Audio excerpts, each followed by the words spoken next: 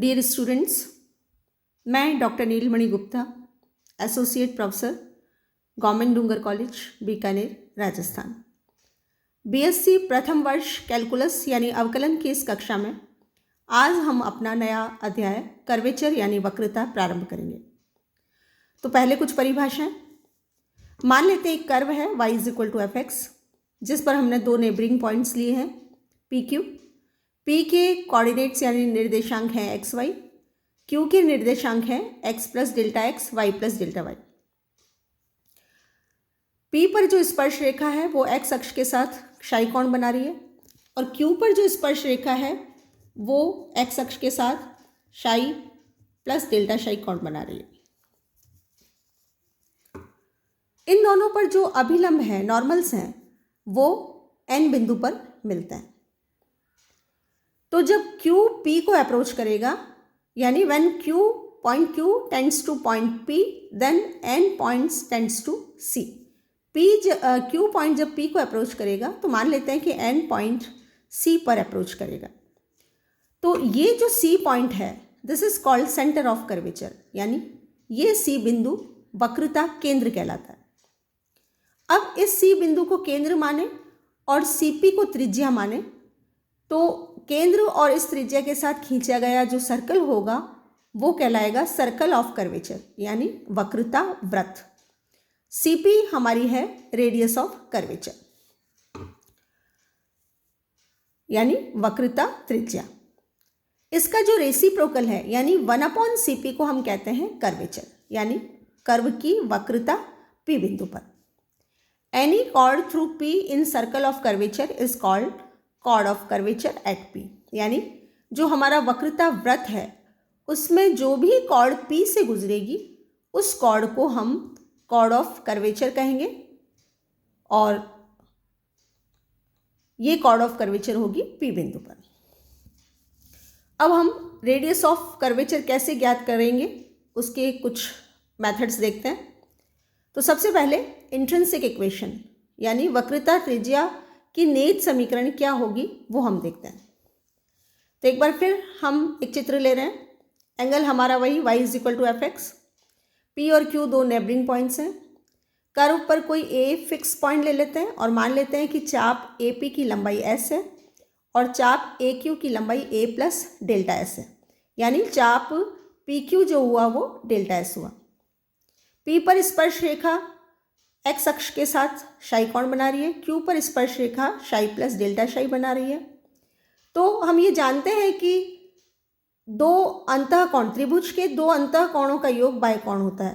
तो आप देखिएगा, अगर ये क्षाई है और ये क्षाई + डेल्टा क्षाई है तो ये एंगल डेल्टा क्षाई होगा, और ये एक तरह से चतुर्भुज बन रहा है तो ये डेल्टा क्षाई है तो ये पाई - डेल्टा क्षाई होगा, और चतुर्भुज की प्रॉपर्टीज से ये एंगल डेल्टा क्षाई होगा।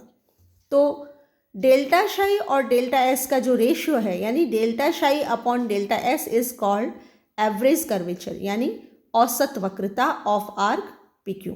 Delta psi upon delta s is called average curvature of arc PQ, चाप PQ की औसत वक्रता। अब इस रेशियो में अगर हम लिमिट ले लें, limit q tends to p, delta psi upon delta s, then this becomes d psi by ds and this is called curvature at p, यानी d क्षाई by ds जो है वो p पर वक्रता कहलाती है। और जैसा कि अभी हमने परिभाषा में पढ़ा कि वक्रता का रेसिप्रोकल व्युत्क्रम जो होता है वो रेडियस ऑफ कर्वेचर होता है। तो रेडियस ऑफ कर्वेचर यानी वक्रता त्रिज्या हुआ 1/ कर्वेचर, यानी ds upon d psi. Radius of curvature का सिंबॉलिक रिप्रेजेंटेशन है रो, तो rho = ds upon d psi, और यही हमारी रेडियस ऑफ कर्वेचर की नेत समीकरण हुई। दूसरा है कार्टेशियन इक्वेशन, यानी हमें जो रेडियस ऑफ कर्वेचर है, वक्रता त्रिज्या है, उसका समीकरण कार्टेशियन फॉर्म में निकालना है। तो कार्टेशियन फॉर्म के लिए हम कर्व ले लेते हैं, सपोज y = fx, और हम ये जानते हैं कि tan क्षय जो होता है वो dy/dx होता है। तो tan क्षय = dy/dx, तो हम इस रिजल्ट को s के रेस्पेक्ट में जब डिफ्रेंशिएट करेंगे तो हमारे पास है sec² क्षय d क्षय/ds is equal to d2y/dx2 × dx/ds। ds by D X को थोड़ा सा इसको रीअरेंज कर रहे हैं, ds बाई डी शाई को राइट साइड में भेज रहे हैं और बाकी टर्म्स को लेफ्ट साइड में, यानी हमारे पास है ds by D psi is equal to sec square psi ds by D X upon d2y by dx2।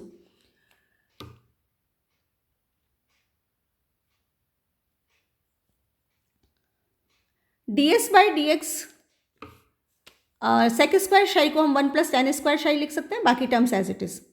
ds by D X हम पढ़ चुके हैं कि root of 1 plus D Y by D x का होल स्क्वायर होता है और tan psi भी हमारा D Y by D X है। तो जब हम इन दोनों के मान यहाँ रखेंगे तो हमारे पास ds बाई डी शाई की वैल्यू आ गई 1 plus D Y by D x whole square raise to 3/2 upon d2y by dx2। और यही हमारा रो है, रो यानी वक्रता त्रिज्या। तो ये जो सूत्र हमें प्राप्त हुआ, rho is equal to 1 plus D Y by D x whole square raise to 3/2 upon d2y by dx2, ये सूत्र वक्रता त्रिज्या ज्ञात करने का कार्टेशियन फॉर्म का सूत्र है। Next is radius of curvature at the origin. मूल बिंदु पर वक्रता त्रिज्या कैसे ज्ञात की जाती है? तो ये जो हमने कार्टेशियन फॉर्म निकाली, तो मूल बिंदु के लिए हम इसको यूँ लिख सकते हैं रो 0 0, यानी मूल बिंदु पर वक्रता त्रिज्या। अब इस सूत्र में dy by D x at the 0 0 का मान हम स्मॉल p मान लेते हैं और d2y by dx2 at the 0 0 का मान हम स्मॉल q मान लेते हैं। तो रो का मान हो गया इसी फॉर्मूले से 1 plus P square is to 3/2 upon q। Radius of curvature at the origin ज्ञात करने का हमारा एक न्यूटन्स मेथड है, काफ़ी इंपॉर्टेंट मेथड है। न्यूटन मेथड क्या कहता है? If curve passes through origin and X axis is its tangent at origin, then radius of curvature at origin is rho is equal to limit x tends to 0 x square by 2y। Newton विधि के अनुसार यदि curve मूल बिंदु से गुजरे और x axis मूल बिंदु पर स्पर्श रेखा हो तो मूल बिंदु पर वक्रता त्रिज्या का मान rho is equal to limit x tends to 0 x square by 2y होगा। अब इसको हमें प्रूव करना है। तो सबसे पहले हमें दिया हुआ है कि कर्व जो है वो मूल बिंदु से पास होता है और एक चीज़ और दे रखी है कि एक्स एक्सिस जो है वो मूल बिंदु पर स्पर्श रेखा है। तो चूंकि कर्व मूल बिंदु से पास होता है इसलिए x equal to y equal to 0 हुआ और x एक्सिस टेंजेंट है इसलिए dy by D x at the point 0 0 भी 0 हुआ, क्योंकि स्पर्श रेखा मूल बिंदु पर है, वो x एक्सिस है तो dy बाई डी एक्स का मान 0 हुआ। अब हम यहाँ पे मैक्लैरेंस एक्सपांशन जो हम पूर्व कक्षा में पढ़ चुके हैं उसका उपयोग करेंगे। तो मैक्लैरेंस एक्सपांशन है y is equal to f0 plus x f dash 0 plus x square by factorial two f double dash 0 plus and so on. इस एक नंबर समीकरण का उपयोग जब हम यहाँ करेंगे तो f0 भी 0 हो जाएगा, f डैश 0 यानी dy by D x at the point 0 0 भी 0 है, तो हमारे पास बचेगा y is equal to x square by 2 f double dash 0 को हम q लिख रहे हैं क्योंकि d2y by dx2 at the point 0 0 is q and so on. इस पूरी इक्वेशन को जब हम 2 बटा एक्स स्क्वायर बाई 2 से डिवाइड करेंगे तो हमारे पास लेफ्ट हैंड साइड हो जाएगा 2y upon x square, right hand side है q plus terms of x, मतलब जो रिमेनिंग टर्म्स हैं उनमें सब में x मौजूद रहेगा।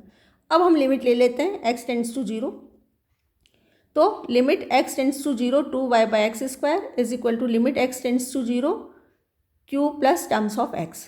और चूँकि q के अलावा सारी टर्म्स में x है इसलिए राइट साइड में हमारे पास केवल q बचेगा। तो p है हमारा 0 और q का मान हमारे पास ये प्राप्त हो गया।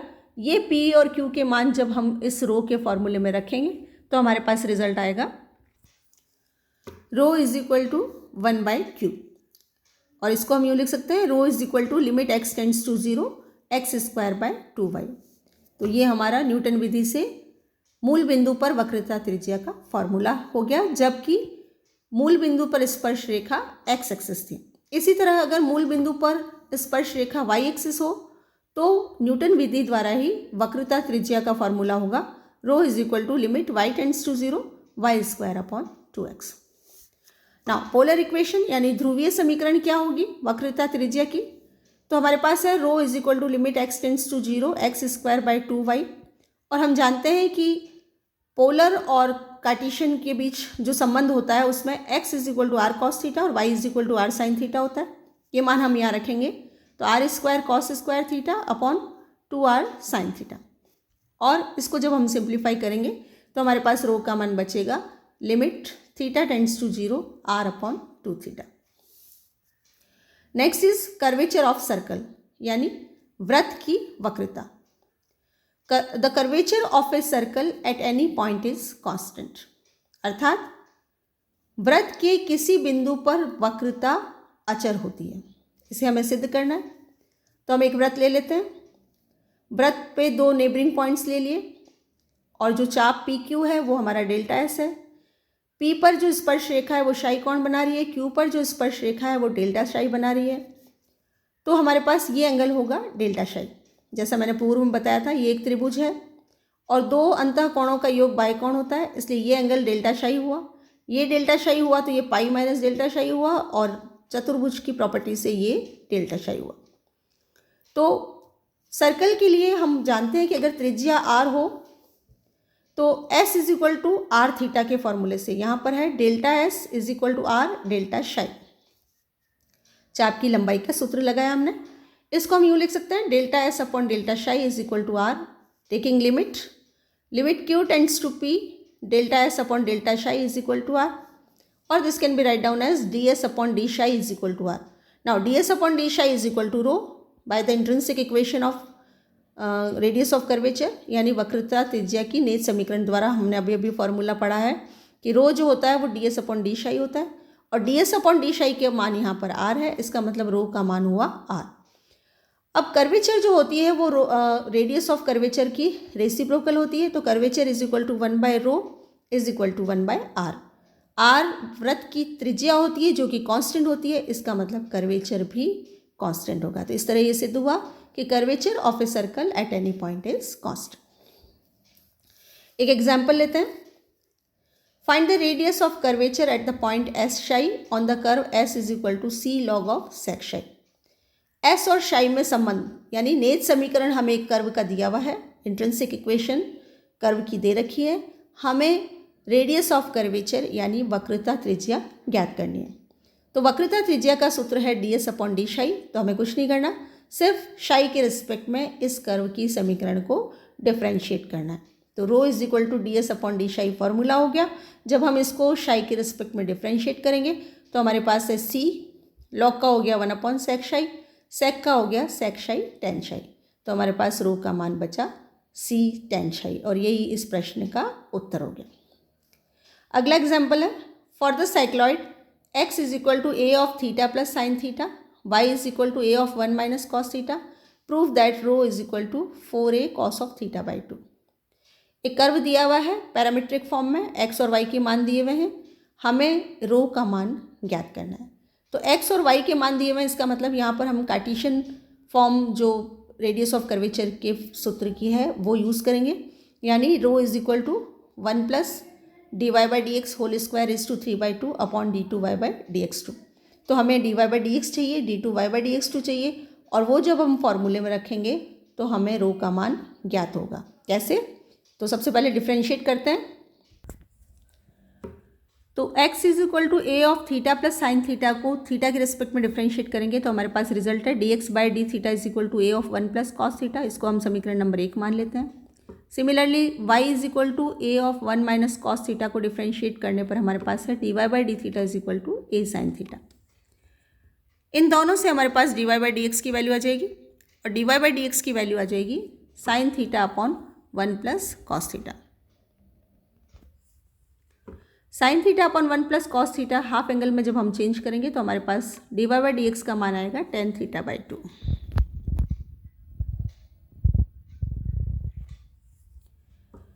तो ये d Y by D x का मान आया, एक बार और डिफ्रेंशिएट करते हैं। तो d two y by D x 2 is equal to half of sec square theta by 2, ये हुआ 10 का, और थीटा का हो जाएगा d theta by D x. D theta by D x की वैल्यू समीकरण नंबर 1 से जब हम रखेंगे तो हमारे पास d two y by D x 2 का मान है half of sec square theta by 2 into 1 upon a of 1 plus cos theta, और इसको भी जब हम हाफ एंगल में चेंज करके रीअरेंज करेंगे तो हमारे पास d two y by D x 2 का मान आएगा 1 upon 4a sec raise to 4 theta by 2। तो d Y by D x और d two y by D x 2 दोनों हम ज्ञात कर चुके हैं। अब रो के फॉर्मूले का इस्तेमाल करते हैं। फार्मूला है 1 plus D Y by D x whole square raise to 3/2 upon d two y by D x 2। D Y by D x का मान 10 थीटा बाई 2 रखा, और d2y/dx2 का मान रखा, तो 1 + tan square theta by 2 raise to 3/2 means ये sec cube हुआ। सेक क्यूब न्यूमरेटर में है, सेक रेज टू 4 डिनोमिनेटर में है, तो डिनोमिनेटर का जो सेक बचा वो न्यूमरेटर में क्या आके कॉस हो गया और इस तरह हमें रो का मान मिला 4a cos θ/2। तो इस तरह ये सिद्ध हुआ। एक एग्जाम्पल और लेते हैं। Prove that the radius of curvature eight any point xy on the asteroid x⁵ plus y⁵ is equal to a⁵ is 3 times the length of the perpendicular from the origin on the tangent at the point। मतलब सिद्ध कीजिए कि asteroid x⁵ plus y⁵ is equal to a⁵ के किसी भी बिंदु xy पर वक्रता त्रिज्या मूल बिंदु से स्पर्श रेखा पर खींचे गए लंब की लंबाई का 3 गुना होती है। ये हमें सिद्ध करना है। तो सबसे पहले रेडियस ऑफ कर्वेचर ज्ञात करते हैं। तो यहाँ पर हमें समीकरण दे रखा है x⁵ plus y⁵ is equal to a⁵ और जैसा कि पूर्व एग्जाम्पल में हमने रेडियस ऑफ कर्वेचर का फॉर्मूला लगाया था dy/dx और d2y/dx2 की फॉर्म में, तो यहाँ भी हमें वही करना है। तो पहले इसको x के रिस्पेक्ट में डिफ्रेंशिएट करते हैं।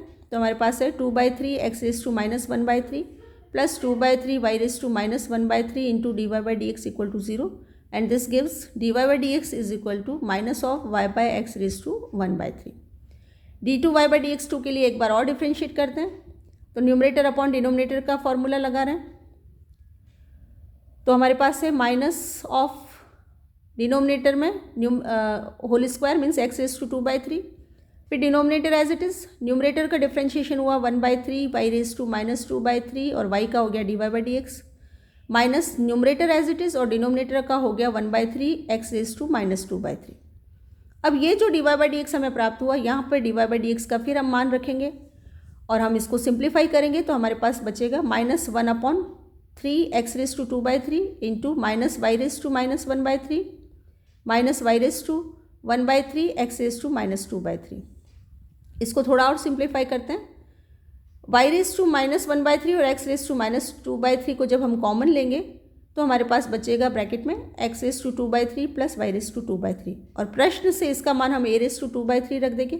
तो d2y/dx2 की वैल्यू हुई 1/3 x⁻⁻4/3 y⁻⁻1/3 और a⁻2/3। तो ये dy/dx और d2y/dx2 का मान हम रो के फॉर्मूले में रखते हैं। तो रो का formula 1 + dy/dx whole square is to 3/2 upon d2y/dx2। इसमें जब हम dy/dx और d2y/dx2 का मान रख के सिंप्लीफाई करेंगे तो हमारे पास रिजल्ट है 3 × x⁻² plus y⁻2/3 whole raise to 3/2 upon x⁻⁻1/3 y⁻⁻1/3 a⁻2/3। x⁻2/3 plus y⁻2/3 की जगह हम फिर a⁻2/3 रिप्लेस करेंगे और इसको रिप्लेस करके सिंप्लीफाई जब हम करेंगे तो हमारे पास रिजल्ट बचेगा 3 × ax/1/3। ये हमने रो का मान प्राप्त किया, यानी वक्रता त्रिज्या का मान प्राप्त किया। अब हमें एक स्पर्श रेखा की ज़रूरत है। तो equation of tangent line at xy on the curve formula है y - y is equal to dy/dx। dy/dx का मान यहाँ हमने रख दिया जो कि हमारा -y/x⁻1/3 है इंटू x - x। ये स्पर्श रेखा की समीकरण हुई।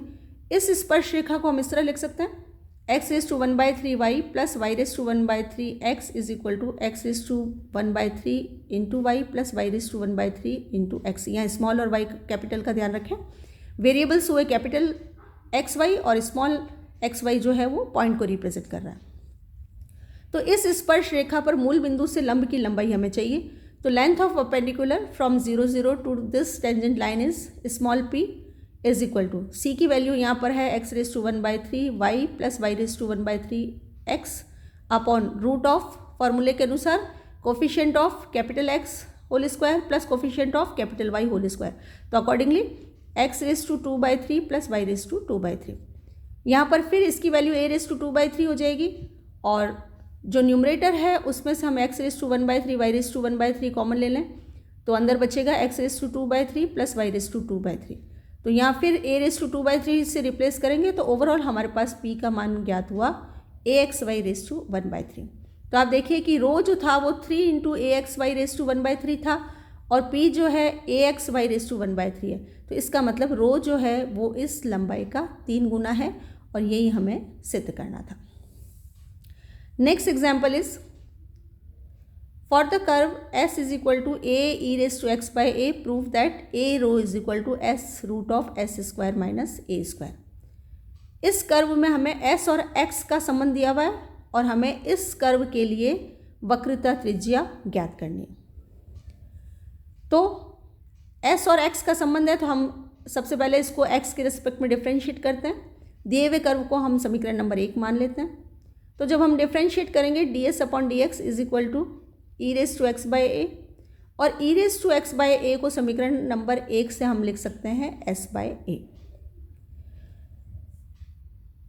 ds/dx जो होता है वो हमारा सेक्शाई होता है और सेक्शाई को हम अगर यहाँ मैं सेक्शाई लिखूँ तो हमारे पास रिजल्ट आया s is equal to a sec psi. यहाँ मैंने लिख भी दिया है कि जो ds/dx है इज इक्वल टू सेक्शाई है और सेक्शाई को हम लिख सकते हैं √1 + tan² शाई, मतलब ds/dx का फॉर्मूला है। तो इससे हमें ये वैल्यू मिलती है s is equal to a sec psi. इसको हम समीकरण नंबर 2 मान लेते हैं। अब ये जो रिजल्ट हमें प्राप्त हुआ ये s और शाई में संबंध है और s और शाई में अगर संबंध हमें ज्ञात हो तो रो का फॉर्मूला है ds/d शाई। तो इसको डिफ्रेंशिएट करते हैं शाई के रिस्पेक्ट में। तो a सेक शाई का डिफ्रेंशिएशन हुआ a सेक शाई tan शाई। अब रो का मान हमें s में लाना है तो हमें यहाँ पर tan शाई को पहले सेक शाई में बदल देते हैं। तो sec² शाई -1 विद रूट, ये तो हो गया रो का मान। अब सेक शाई की जगह हम लिख सकते हैं s/a समीकरण नंबर 2 से। तो रो का मान हुआ a इंटू s/a √(s²/a² -1 और जब इसको सिंप्लीफाई करेंगे तो हमारे पास रिजल्ट है a rho is equal to s √(s² -a²। इस तरह ये रिजल्ट भी हमने सिद्ध किया। अगला एग्जाम्पल है find the radii of curvature of the curve a into y² - x² is equal to x³ at the origin. एक कर्व दिया हुआ है, हमें मूल बिंदु पर वक्रता त्रिज्या ज्ञात करनी है। मूल बिंदु पर वक्रता त्रिज्या के लिए न्यूटन्स मेथड अभी हमने डिस्कस किया है। तो न्यूटन मेथड की शर्त के अनुसार कर्व मूल बिंदु से गुजरना चाहिए। तो जो कर्व हमें दिया हुआ है a into y² - x² is equal to x³, ये कर्व मूल बिंदु से गुजरता है। यानी हमें क्या करना है, x की जगह 0 y इक्वल की जगह 0 रखेंगे। अगर 0 0 प्राप्त हो इसका मतलब मूल बिंदु से कर्व गुजरता है। तो यहाँ पर जो दिया हुआ कर्व है वो मूल बिंदु से गुजरता है। दूसरी चीज़ ये है कि स्पर्श रेखा या तो मूल बिंदु पर जो स्पर्श रेखा है वो या तो x एक्सिस होनी चाहिए या y एक्सिस होनी चाहिए। अब मूल बिंदु पर स्पर्श रेखा ज्ञात करने का सीधा सा तरीका है कि जो भी दिया हुआ कर्व है उसको उसमें जो न्यूनतम घात का पद है उसको हम 0 कर दें और वो जो भी होगा वो मूल बिंदु पर स्पर्श रेखा होगी। तो यहाँ पर न्यूनतम घात का पद है y² - x² इक्वल टू 0, उसको 0 कर दिया न्यूनतम घात के पद को। तो हमें ज्ञात हुआ y is equal to +-x और y is equal to +-x। ये जो दो रेखाएं हमें प्राप्त हुई ये न तो x एक्सिस है और न y एक्सिस है। इसका मतलब यहाँ पर न्यूटन मेथड का फॉर्मूला डायरेक्टली नहीं लग सकता। तो ऐसे में हम मैक्लैरन एक्सपांशन का उपयोग करेंगे और मैक्लैरन एक्सपांशन जैसा कि हमने अभी आर्टिकल में पढ़ा था, एक्सपांशन होता है y is equal to f0 + x f'0 + x²/2 f'0 and so on. मूल बिंदु से गुजरता है कर्व इसलिए f0 का मान 0 हो गया। f'0 यानी dy/dx eight the point eight the origin 0 0, उसको हम p लिखते हैं। तो ये हो गया p, तो ये हो गया px। इसी तरह f'0 को हम d2y/dx2 एट द पॉइंट 0 0 कहेंगे जो कि q होता है। तो इस रिजल्ट को हम लिख रहे हैं हाफ ऑफ qx²। कुल मिला के इस एक्सपांशन को हमने इस तरह लिखा y is equal to px + half of qx² and so on. Substituting this value of y in the given curve, मतलब हमें जो कर्व की समीकरण दी हुई है उसमें हम y का ये मान रखेंगे। तो हमारे पास रिजल्ट है a इंटू y² की जगह आ गया px + half of qx² and so on का whole square -x² is equal to x³। इसको थोड़ा सा रीअरेंज करें तो a into p² -1 of x² plus pqx³ and so on is equal to x³। अब हम दोनों तरफ x के समान घातों की जब तुलना करेंगे तो हमारे पास पहले x² की घात है गुणांक है, तो एक्स स्क्वायर का गुणांक लेफ्ट हैंड साइड में पी स्क्वायर माइनस 1 इंटू ए स्क्वायर, राइट हैंड साइड में एक्स स्क्वायर नहीं है इसलिए उसका गुणांक हो गया 0। तो इससे हमें p का मान प्राप्त हुआ +-1। फिर एक्स क्यूब का गुणांक देखें तो लेफ्ट हैंड साइड में है AP और राइट हैंड साइड में है 1, तो PQ का मान हुआ 1 और Q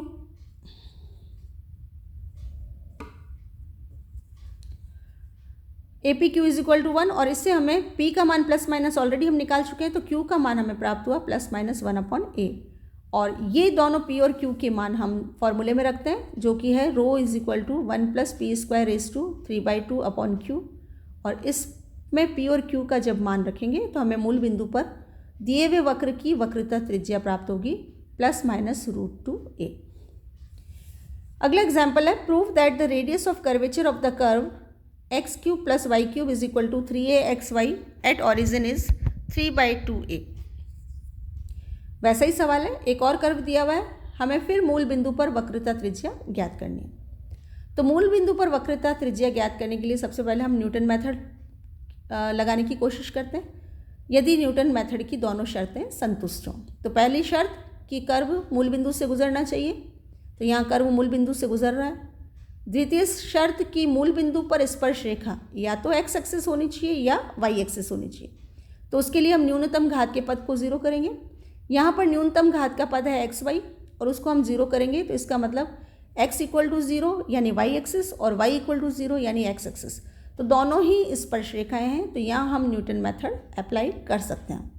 तो मान लेते हैं कि x एक्सिस मूल बिंदु पर स्पर्श रेखा है, तो उस केस में रो का फॉर्मूला हुआ limit x tends to 0 x²/2y। इसको हम यूँ लिख सकते हैं y is equal to limit x tends to 0 x²/2ρ।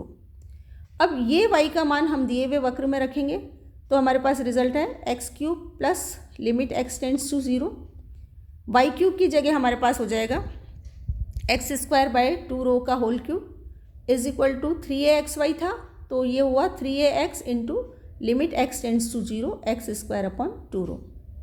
अब इसको थोड़ा सिंप्लीफाई करें तो हमारे पास है 1 plus limit x tends to 0 x³/8ρ³ is equal to 3a/2ρ।